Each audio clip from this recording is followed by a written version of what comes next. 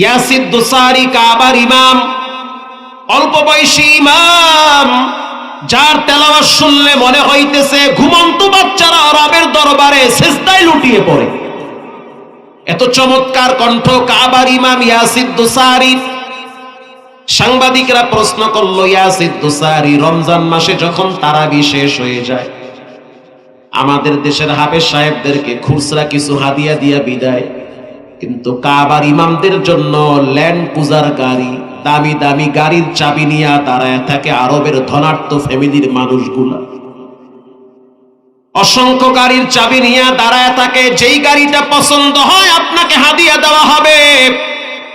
এত সম্মানিত কেমনে হইলেন? ইয়াসির দুসারি কাবার ইমাম জবাব দেয়, এটা আমার ক্রেডিট না, এটা হলো আমার মায়ের দোয়া। আমি যখন ছোট ছিলাম একবার গর্তের ভিতরে পড়ে গিয়েছিলাম, আমার মা আমারে বুকে জড়ায়া ধইরা চোখের পানি ছেড়ে কপালে চুমা দিয়ে বলেছিল, আল্লাহ যদি আমার সন্তানটা সুস্থ হয় তাহলে ওকে আমি কোরআনের হাফেজ বানাবো।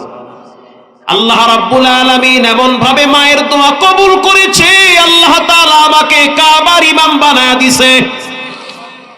শুধু তাই না, কাবায় যখন তিনি তারাবি পড়ায়, আমার কসম খোদার আমার চোখে দেখা ছোট ছোট বাচ্চারা দাঁড়ায় দাঁড়ায় কাঁদে।